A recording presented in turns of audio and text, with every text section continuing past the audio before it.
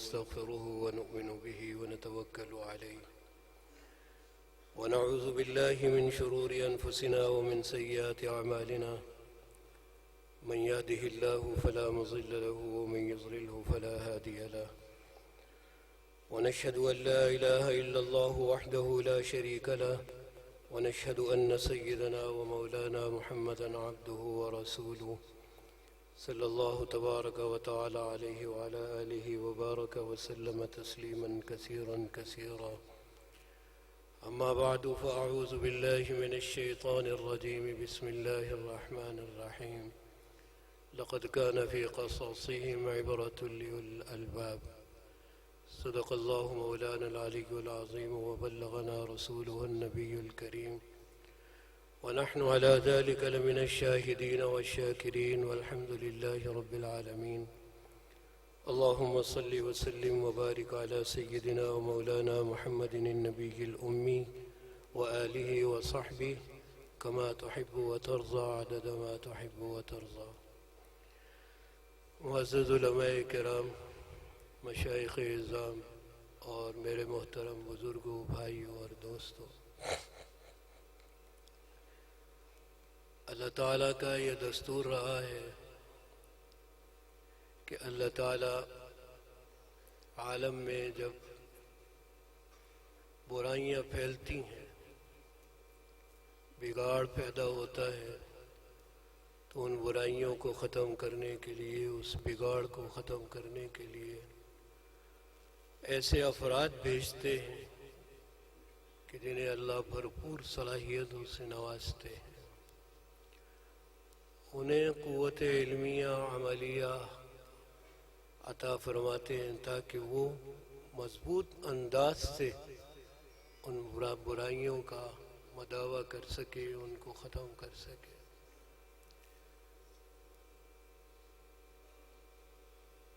10ویں صدی ہجری اور 11ویں صدی ہجری ہندوستان کا نہایت پرآشوب دور تھا۔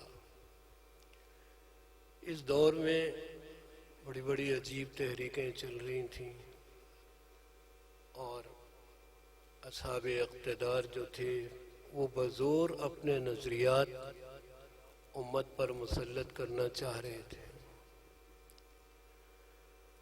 سب سے زیادہ بگاڑ اکبر کے دور میں ہوا۔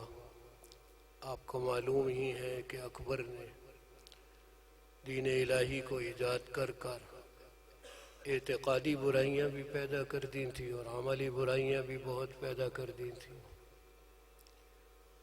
لوگ اعمال سے بھی ہٹتے جا رہے تھے اور اعتقادات بھی ان کے بگڑتے جا رہے تھے۔ اللہ تعالیٰ نے ایسے پرآشوب دور میں 2 ہستیوں کو بھیجا اور وہ بڑی عظیم ترین ہستیاں تھیں۔ ایک تو حضرت مجدد الفسانی رحمۃ اللہ علیہ تھے اور دوسرے حضرت شیخ عبدالحق محدث دہلوی رحمۃ اللہ علیہ تھے۔ حضرت شیخ محدث عبدالحق دہلوی رحمۃ اللہ علیہ 958 ہجری میں دہلی کے اندر پیدا ہوئے۔ ان کے والد بھی بہت بڑے بزرگ تھے۔ اپنے والد سے انہوں نے علوم و فنون کو حاصل کیا، شریعت بھی حاصل کی، طریقت بھی حاصل کی اور کام کرتے رہے۔ والد صاحب کا انتقال ہو گیا اور دلی کے حالات بھی اس طرح سے ہو گئے کہ رہنے کو دل ہی نہیں چاہتا تھا۔ بار بار دل یہ چاہتا تھا کہ میں حرمین چلا جاؤں۔ تو آپ سن 96 ہجری میں حرمین چلے گئے۔ اس وقت وہاں پر ایک بہت بڑے بزرگ تھے، حضرت شیخ عبدالوہاب متقی رحمۃ اللہ علیہ۔ وہ سلسلہ چشتیہ، سلسلہ شاذلیہ اور دیگر سلاسل کے بہت بڑے شیخ تھے۔ حضرت شیخ عبدالحق محدث دہلوی رحمۃ اللہ علیہ کی قسمت تھی کہ انہیں وہاں وہ بزرگ مل گئے اور ان کی خدمت میں رہنا شروع کر دیا۔ حضرت شیخ عبدالوہاب متقی جو تھے یہ خلیفہ تھے حضرت شیخ علی متقی کے، حضرت شیخ علی متقی ہندوستان سے ہجرت کر کر مکہ مکرمہ چلے گئے تھے، اور وہاں بیٹھ کر انہوں نے حدیث پاک کی بے مثال خدمت کی تھی۔ ایک کتاب ہے حضرت علی متقی کی جس کا نام ہے کنز العمال۔ علامہ سیوطی رحمۃ اللہ علیہ کی کتاب جمع الجوامع کو سامنے رکھ کر اس پر انہوں نے کام کیا، اور امت کو 50,000 حدیثوں کا انسائکلوپیڈیا دے گئے۔ حضرت شیخ علی متقی تھے ہندوستان کے، کتاب عرب میں جا کر عربی زبان میں ہی تحریر فرمائی، اور 50,000 حدیثوں کا ذخیرہ اس امت کو دے گئے۔ ہمارے سامنے ہیں، کتاب چھپی ہوئی ہے، کنز العمال۔ حضرت شیخ علی متقی اپنی زندگی گزار کر 975 میں دنیا سے چلے گئے، اور جنت المعلیٰ میں حضرت فضیل ابن عیاض رحمہ اللہ کے قریب ہی ان کی تدفین ہوئی۔ میرے محترم بھائیو، اللہ تعالیٰ نے خدمت حدیث کے صلے میں ایسا کیا کہ وہاں یہ دستور ہے کہ چند برسوں بعد قبر کو کھودتے ہیں۔ کبھی تو اس لیے، اور اس زمانے کی بات تو یہ تھی کہ بڑے بزرگوں کی قبر کھود کر جو باصلاحیت لوگ ہوتے تھے، نیک لوگ ہوتے تھے، ان کی قبر میں ہی ان کو دفنایا جاتا تھا۔ اس زمانے میں یہ دستور رہا۔ تو 14 برس بعد حضرت شیخ علی متقی کی قبر کھودی گئی، تو دیکھنے والوں نے آنکھوں سے دیکھا کہ ابھی کفن بھی میلا نہیں ہوا تھا، جوں کا توں کفن تھا۔ حضرت شیخ علی متقی رحمۃ اللہ علیہ کو اللہ تعالیٰ نے خدمت حدیث کے صلے میں دنیا میں بھی مرتبہ و مقام دیا، اور مرنے کے بعد بھی ان کو زندہ و سلامت ہی رکھا اور میرے محترم بھائیو، آپ کے علم میں یہ بات ہوگی کہ یہ جو مکہ مکرمہ کا قبرستان ہے، جسے ہم جنت المعلیٰ کہتے ہیں، سیدہ خدیجہ الکبریٰ رضی اللہ تعالی عنہا بھی وہیں ہیں، اور بہت سے صحابہ کرام بھی وہیں ہیں، تابعین بھی بہت سے وہاں ہیں۔ انہی بزرگوں میں ہمارے شیخ الشیوخ حضرت حاجی امداد اللہ مہاجر مکی رحمۃ اللہ علیہ بھی 1857 کی جنگ آزادی کے بعد حضرت حاجی صاحب ہجرت کر کر مکہ مکرمہ چلے گئے، باقی زندگی مدرسہ سہولتیہ مکہ مکرمہ میں گزاری۔ آپ کا جب انتقال ہوا تو آپ کو بھی اسی جنت المعلیٰ میں سیدہ خدیجہ الکبریٰ رضی اللہ عنہ کے قدموں میں دفن کیا گیا۔ انہیں حضرت سیدہ خدیجہ الکبریٰ رضی اللہ عنہ کے قدموں میں جگہ ملی، اور یہ بھی امر واقعہ ہے اور سچا واقعہ ہے کہ حضرت کی قبر بھی کھودی گئی کئی سال بعد۔ تو میرے محترم بھائیو، بال برابر بھی نعش میں فرق نہیں تھا۔ ہمارے حضرت حاجی امداد اللہ مہاجر مکی رحمۃ اللہ علیہ، اللہ تعالیٰ جس کی چاہیں نعش کو محفوظ رکھیں، ضروری نہیں ہے کہ نعش ہر ایک کی محفوظ رہے، جس کی اللہ چاہتے محفوظ رکھتے۔ ہمارے قبرستانوں میں یہاں بھی بہت سے ایسے ہیں جن کی نعشیں محفوظ ہیں، اور بعض ایسے ہیں جن کی نعشیں محفوظ نہیں۔ ہمارے یہ مینار پاکستان کے بعض بابا چھتری والے مشہور تھے، سڑک کی توسیع میں ان کی قبر بھی آ گئی، قبر کھودی گئی تو کچھ بھی نہیں نکلا، لیکن وہاں ایک مجذوب رہتا تھا۔ اللہ کی شان کے اس مجذوب کی قبر کو کھودا تو نعش جوں کی توں محفوظ تھی۔ اللہ کا نظام ہے۔ بہرحال یہ تو ایک لمبا چوڑا مضمون ہے۔ میں تو عرض کر رہا تھا، شیخ عبد الوہاب متقی یہ حضرت شیخ علی متقی کے شاگرد رشید اور ان کے خلیفہ مجاز تھے۔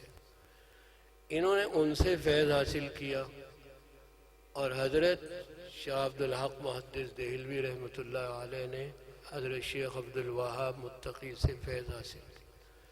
4 سال ان کی خدمت میں رہے، شریعت کا علم بھی حاصل کیا اور طریقت کا علم بھی حاصل کیا۔ تو اللہ تعالیٰ نے حضرت شیخ میں جو صلاحیت پیدا کرنی تھی وہ کی۔ سن 1000 میں حضرت شیخ عبد الحق مہدی دہلوی واپس تشریف لے آئے ہندوستان، اور شیخ نے بزور بھیجا کہ جاؤ ہندوستان میں تمہاری ضرورت ہے۔ بعض ہستیاں ایسی ہوتی ہیں کہ انہیں ایک مقام پر کام کرنے کے لیے بھیجا جاتا ہے۔ ہندوستان میں بڑی ضرورت تھی، تو حضرت خواجہ معین الدین چشتی اجمیری رحمۃ اللہ علیہ کو حضور علیہ السلام کی طرف سے اشارات ملے کہ تم جاؤ اور جا کر ہندوستان میں کام کرو۔ حضرت خواجہ معین الدین چشتی اجمیری رحمۃ اللہ علیہ وہاں سے تشریف لائے اور ہندوستان میں کام کرنا شروع کیا۔ آپ آزاد وسطی ریاستوں سے ہوتے ہوئے افغانستان کے ذریعے لاہور پہنچے، اور لاہور سے دلی پہنچے، اور دہلی سے آپ حضرت خواجہ قطب الدین جو ان کے خلیفہ تھے ان کے پاس ٹھہرے دہلی میں، اور جب ان سے جانے لگے ان کے پاس سے، تو آپ کو پتہ ہے دلی والے جو تھے وہ حضرت کے قدموں میں پڑ گئے کہ حضرت ٹھیک ہے آپ تو جا رہے ہیں، لیکن اپنے خلیفہ خواجہ قطب الدین کو یہیں چھوڑ جائے۔ حضرت خواجہ قطب الدین بختیار کاکی رحمۃ اللہ علیہ وہ ہستی تھے جو دن میں روزانہ 2 قرآن کریم پڑھ لیا کرتے تھے۔ اللہ ہمیں بھی توفیق دے دے 2 سپارے ہی پڑھنے کی، وہ 2 قرآن روزانہ پڑھ لیتے تھے۔ حضرت خواجہ معین الدین چشتی اجمیری رحمۃ اللہ علیہ چلے، اور مورخ نے لکھا ہے اجمیر پہنچتے تک حضرت خواجہ صاحب کے روئے انور کو دیکھ کر 90,000 کفار نے کلمہ پڑھ لیا تھا، صرف ان کے چہرے انور کی زیارت کر کے۔ تو میرے محترم بھائیو، یہ بات ذہن میں رکھیے کہ ہمارے بزرگوں کی طرف منسوب کیا جاتا ہے جی وہ ڈھول بجاتے رہے، طبلے بجاتے رہے، اور عوام الناس کو اس طرح سے دین کی طرف بلاتے رہے۔ خواجہ امیر خسرو کے بارے میں مشہور کر دیا جی، انہوں نے ستار کو ایجاد کیا ہے، وہ ستار بجایا کرتے تھے۔ ان اللہ والوں کے اس کی ضرورت نہیں تھی، جن کے چہرے میں اللہ یہ کشش رکھ دیں کہ ان کو دیکھ کر لوگ کلمہ پڑھ لیں، ان کو ڈھول طبلے بجانے کی کیا ضرورت ہے؟ حضرت امیر خسرو رحمۃ اللہ علیہ جب سے خواجہ نظام الدین کی جھولی میں گرے ہیں، ان کے قدموں میں پڑے ہیں، روزانہ رات کو تہجد میں 10 سپارے پڑھتے تھے۔ اپنے شیخ کے ایسے عاشق تھے کہ حیرت ہوتی ہے۔ تو میرے محترم بھائیو، انہیں کوئی ضرورت نہیں ستار کو ایجاد کرنے کی اور طبلے اور سارنگیوں کے بجانے کی۔ اور وہ بجائیں گے کیسے کہ حضور تو فرماتے ہیں میں تو آیا ہوں ان گانے بجانے والی چیزوں کو ختم کرنے کے لیے۔ تو جب یہ حضور کے نائبین ہیں تو کیسے ہو سکتا ہے کہ یہ ان چیزوں کو استعمال میں لائے؟ یہ ان پر بہتان ہے۔ بہرحال میرے محترم بھائیوں، تو جیسے حضرت خواجہ معین الدین چشتی کو بھیجا گیا کہ جاؤ ہندوستان جاؤ، اور پھر وہ وارث النبی فی الہند کے لقب سے ملقب۔ اسی طرح حضرت شیخ عبد الحق مہدی دہلوی رحمۃ اللہ علیہ کو بھیجا گیا کہ جاؤ آپ ہندوستان جاؤ، وہاں ضرورت ہے۔ حضرت شیخ تشریف لائے، اور انہوں نے پھر علم شریعت کو پھیلانا شروع کیا۔ اور ایک بات یہ ذہن میں رکھیے کہ حضرت وہاں 4 سال رہے حرمین میں، تو ان کا مزاج کچھ شافعی المسلک بن رہا تھا، اور مسلک شافعی کی طرف رجحان ہو رہا تھا۔ ان کے شیخ حضرت شیخ عبد الوہاب متقی نے ایک دن یہ محسوس کر ان کے سامنے امام عالی مقام سیدنا امام ابو حنیفہ رحمۃ اللہ علیہ کے فضائل پر ایک خطبہ دیا۔ حضرت شیخ عبدالحق محدث دہلوی رحمۃ اللہ علیہ نے جب اس کو سنا تو دل بالکل صاف ہو گیا، اور امام عالی مقام کی عظمت دل کے اندر سرایت کر گئی۔ امام ابو حنیفہ رحمۃ اللہ علیہ ائمہ اربعہ میں سب سے بڑے امام ہیں، اور ہم ان سب کے پیروکار ہیں۔ کیوں بھئی آپ میری بات سے متفق ہیں؟ نہیں، ہم کس کے مقلد ہیں؟ امام اعظم ابو حنیفہ رحمۃ اللہ علیہ کے۔ اور ہم اللہ سے دعا کرتے ہیں کہ اے اللہ انہی کی تقلید میں ہمیں دنیا سے اٹھانا، قیامت کے دن انہی کے جھنڈے تلے ہم کو اکٹھا کرنا۔ اور بھائی میری تو کیا حیثیت، حضرت مجدد الفسانی رحمۃ اللہ علیہ ٹھیٹھ حنفی تھے، ٹھیٹھ حنفی، اور ہمارے اس بر صغیر میں آنے والے بزرگ حضرت علی حجویری رحمۃ اللہ علیہ ٹھیٹھ حنفی تھے۔ تو بھائی ہمیں تو اپنے حنفی ہونے پر فخر ہے، ہم حنفی ہیں، ڈنکے کی چوٹ حنفی ہیں، اور انشاءاللہ ہمیں کوئی اس سے ہلا نہیں سکتا اللہ کے فضل و کرم سے۔ حضرت شیخ عبدالحق محدث دہلوی رحمۃ اللہ علیہ کیا تھے؟ پکے ٹھکے حنفی تھے۔ انہوں نے حضرت امام عالی مقام کے تائید میں 3 جلدوں میں حدیث کی کتاب لکھی جس کا نام ہے فتح المنان لتائید مذہب النعمان۔ نعمان امام ابو حنیفہ رحمۃ اللہ علیہ کا نام ہے۔ ان کے مذہب کی تائید میں اللہ تعالیٰ نے مجھ پر جو باتیں کھولی ہیں میں وہ لکھ رہا ہوں، وہ حدیث کی کتاب ہے۔ شیخ عبدالحق محدث دہلوی رحمۃ اللہ علیہ نے مشکات شریف کو سامنے رکھا، اور مشکات شریف کو سامنے رکھ کر انہوں نے اس کی 2 شرحیں لکھی، ایک فارسی میں اور ایک عربی میں۔ فارسی کی جو شرح تھی اس کا نام ہے اشیاۃ اللمعات، عظیم ترین شرح، اور عربی میں جو لکھی اس کا نام ہے لمعات التنقیح، حدیث کی خدمت کی۔ ایک کتاب سارے سال اعمال جو کیے جاتے ہیں ان کے بارے میں کتاب لکھی، ما ثبت بالسنہ فی اعمال السنہ، سارے سال میں جو اعمال کیے جاتے ہیں ان کے بارے میں ہم تمہیں سنت بتاتے ہیں کہ کیا ہے، ہمیں کب کیا کرنا چاہیے۔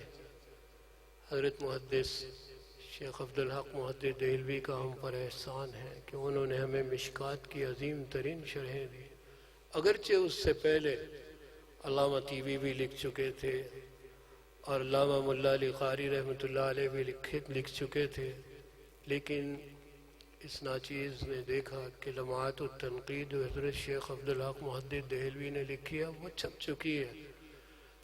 ہمارے مولانا تقی الدین ندوی اللہ تعالیٰ انہیں جزائے خیر دے، انہوں نے کوشش سے اس کو چھپوا دیا، چھپی ہوئی ہے 10 جلدوں میں، عظیم ترین شرح۔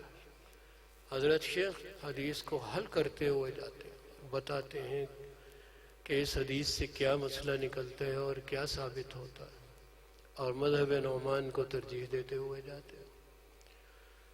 تو انہوں نے حدیث کے متعلق کام کیا، اور ہر علم و فن میں ہم کو کتابیں دی، اشیاۃ اللمعات دی، لمعات التنقیح دی۔ لمعات التنقیح کے شروع میں ایک دیباچہ لکھا، اس دیباچے میں احادیث کے متعلق معلومات فراہم کی، وہ عظیم دیباچہ ہے، اس کو پڑھ لیں، اس کو مقدمہ مشکات کہتے ہیں، اس کو پڑھ لیں تو احادیث کے متعلق ہمیں معلومات حاصل ہو جاتی ہیں، اور حدیث کو سمجھنا ہمارے لیے آسان ہو جاتا ہے۔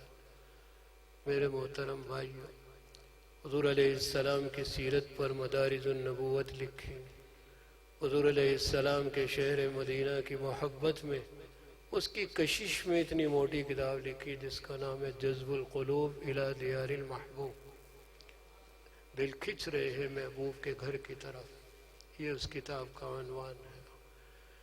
حضرت شیخ عبدالحق محدث دہلوی رحمۃ اللہ علیہ نے ہندوستان میں آ کر حضرت خواجہ باقی باللہ رحمۃ اللہ علیہ سے بھی کسب فیض کیا، وہ نقشبندی سلسلے کے بزرگ تھے۔ اور اسی طرح شیخ موسیٰ گیلانی رحمۃ اللہ علیہ سے کسب فیض کیا، وہ قادری سلسلے کے بزرگ تھے۔ حضرت کو قادری سلسلے سے بہت مناسبت تھی، چنانچہ لاہور میں ہمارے قادری سلسلے کے دو بزرگ حضرت میاں امیر رحمۃ اللہ علیہ، حضرت شاہ ابو المعالی رحمۃ اللہ علیہ، آپ کو معلوم نہیں ہوگا، ہمارا جو شہر لاہور ہے یہ کسی زمانے میں قبۃ الاسلام کہلاتا تھا، اور یہاں بزرگوں کی آمد اتنی تھی کہ حیرت ہوتی ہے۔ بڑے بڑے محدثین، بڑے بڑے بزرگ اس لاہور میں رہتے تھے اور رہتے ہیں، ہمیں معلوم نہیں، کتابیں پڑھیے آپ کو پتہ چلے گا کیسے کیسے اولیاء اللہ ہمارے اس لاہور کے اندر ہیں۔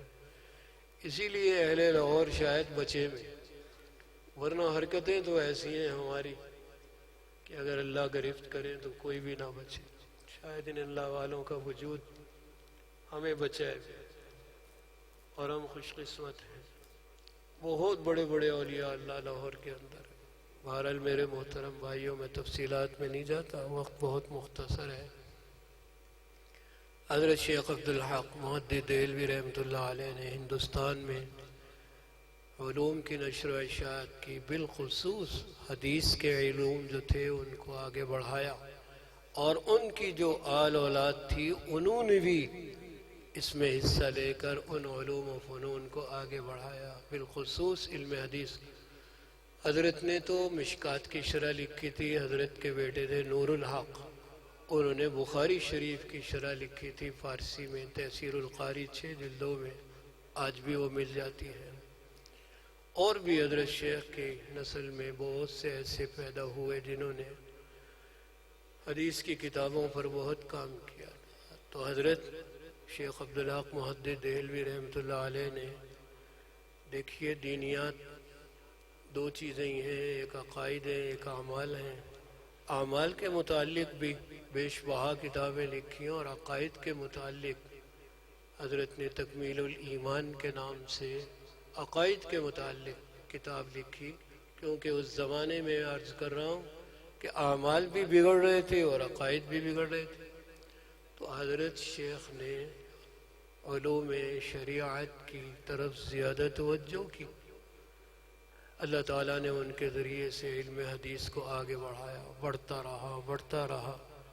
اور دوسری ہستی جو تھی حضرت مجدد الفسانی رحمۃ اللہ علیہ کی، ان کے ذریعے اللہ تعالیٰ نے یہ کام لیا کہ حضرت نے طریقت کی راہ سے ایسے افراد پیدا کر دیے جنہوں نے اصحاب اقتدار میں جا کر ان کے اقتدار کو بدلنے کی کوشش کی، اور وہ کامیاب ہوئے۔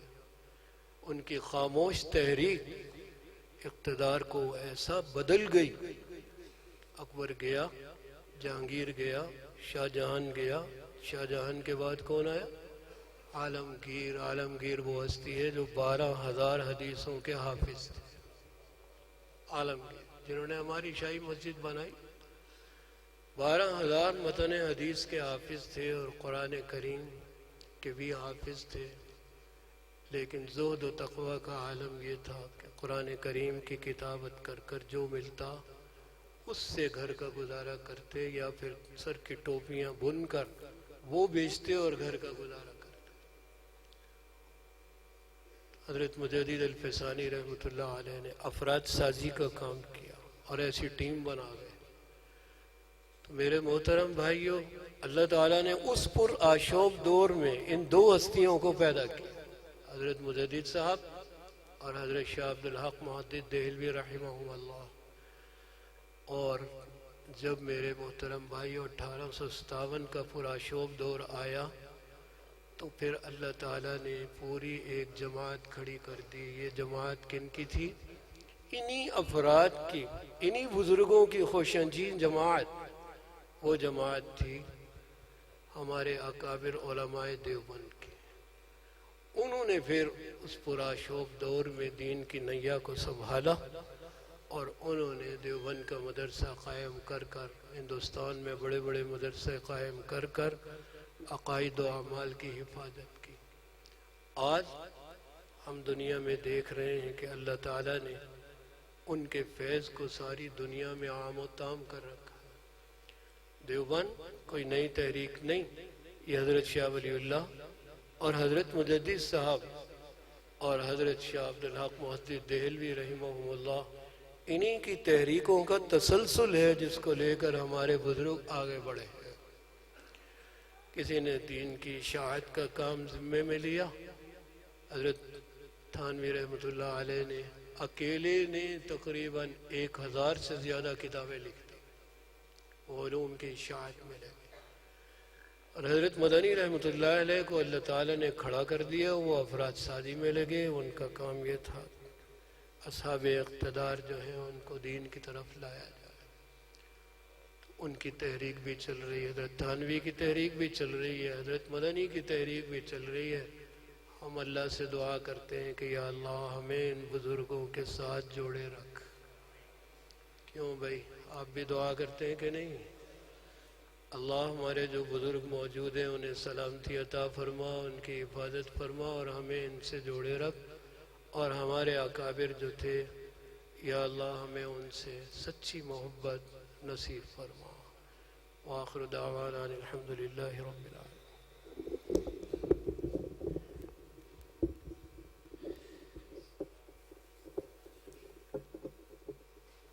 بلا تاخیر دعوت خطاب دیتا ہوں